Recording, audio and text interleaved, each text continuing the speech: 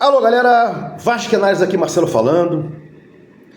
A notícia de agora é que o julgamento do agravo de instrumento, que ocorreria dia 7 de maio, foi suspenso, retirado de pauta e sem data designada, sem nova data designada, portanto, uma data postecipada, não tem ainda de julgamento.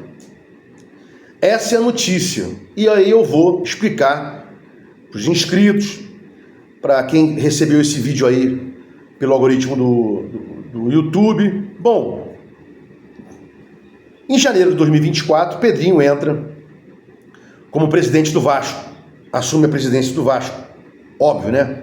777 ainda no comando. Abril de 24, abril do ano passado, um ano atrás, ou há um ano,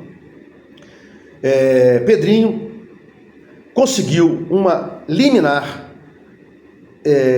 num juiz de primeira instância para que fosse tirado o controle acionário da Vasco SAF da 777. Explica melhor, Marcelo? Seja minudente, sem problemas. O Pedrinho assumiu em janeiro de 2024. Em abril de 2024, ele achou que estava ruim, que não ia ter o aporte, que o Vasco ia ter problemas com as ações da 777 em havendo aporte com bloqueios. Já tinha havido um bloqueio da Lindenhall, empresa americana, nos 31% pertencentes à 777 da Vasco SAF, né? Então, ele entrou na Justiça Comum requerendo uma concessão de liminar de juiz togado, e segura essa informação, o juiz togado, daqui a pouco eu falo melhor sobre isso, e obteve uma liminar para retirar da Vasco SAF, sócios CRVG e 777, a 777 do controle acionário da Vasco SAF. Manteve-se, ou melhor, mantiveram-se os sócios Vasco, CRVG e 777, mas o controle acionário, que era da majoritária, 31% até então, contra 30% do Vasco, que se mantém até hoje. O juiz colocou o Vasco como controlador das ações, né? E nesse ínterim, o que aquele Vasco foi obrigado a fazer? Porque nessa ação judicial, ele explicou o seguinte: olha, estou entrando aqui com essa ação judicial, pedindo uma liminar para eu entrar no controle acionário, porque eu vou ajuizar uma ação na Câmara de Arbitragem, né? Porque eu tenho contratos com a 777 e esses contratos prevêem tanto uma confidencialidade quanto a especificidade do foro competente para discutir isso, que não é no judiciário, é uma Câmara de Arbitragem, que vai ali praticar a jurisdição, mas não é dentro dos muros do judiciário. E aí, como a arbitragem não dá liminar, e ele precisava tirar o controle acionário, ele entrou com uma ação judicial para juiz togado, que dá liminar, e após obter a liminar, ele instaurou o procedimento de arbitragem para findar a relação contratual entre Vasco e 777, que está em julgamento, para discutir os 31% já aportados, os 39%, a possibilidade ou não de aporte pela 777, essas coisas todas. Mas lá na liminar, lá na Câmara de Arbitragem não tem juiz, muito menos togado, é árbitro. Por isso, Pedrinho não poderia somente ajuizar uma ação de arbitragem para a resolução dos problemas contratuais entre Vasco e 777, friso, e é importante, porque lá na arbitragem não há concessão de liminar, só com o juiz togado, só com o juiz investido em jurisdição. Então, ele entrou com ação judicial em vara empresarial, né? Obteve lá a concessão da liminar e estamos até hoje com controle acionário da Vasco SAF com o CRVG. Lá atrás, a 777 não convicta disso, recorreu dessa decisão. Você recorre para a instância superior, um recurso denominado agravo de instrumento, no qual pede-se ao relator a cassação da liminar. O relator pegou a liminar, manteve a mesma e botou para julgamento o processo. Então o Vasco obteve a liminar em primeira instância, ela foi mantida pelo desembargador e agora vai ser julgada pelo colegiado. E a data era 7 de maio. Tudo isso aí para explicar isso. Era 7 de maio. E 7 de maio não vai haver mais o julgamento. Por quê? Foi retirado de pauta, suspensão desse julgamento. Então tudo isso aí que eu falei para explicar isso. Mas onde eu quero chegar com essa conversa que não é tão mole assim, né? Bom, para o Vasco, seria melhor que houvesse uma concessão definitiva do controle acionário da Vasco SAF. Para o Vasco, seria melhor a manutenção do controle acionário da Vasco SAF.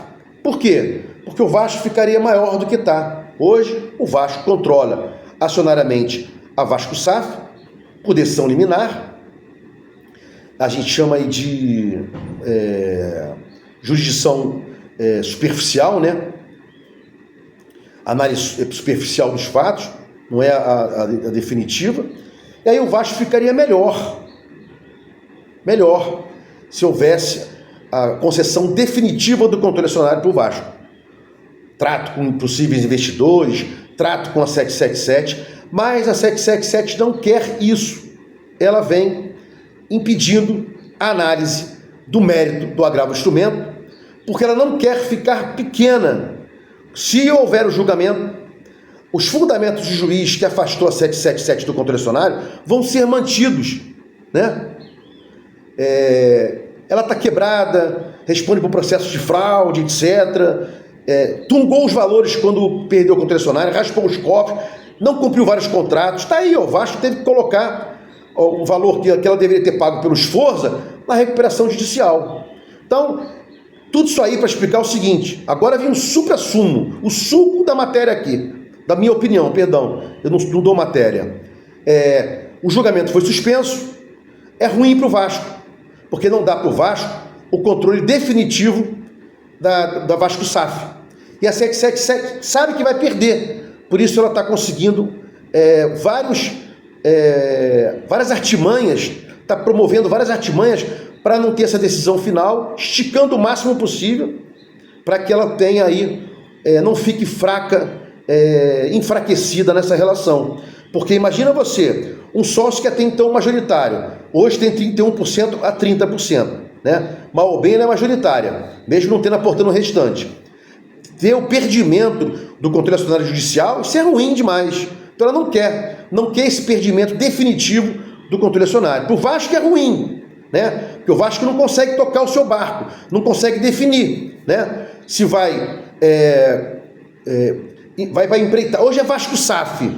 Se vai para a empreitada de manter o associativo como majoritário, ou se vai revender o controle acionário, as ações majoritárias para outrem que não seja o Vasco.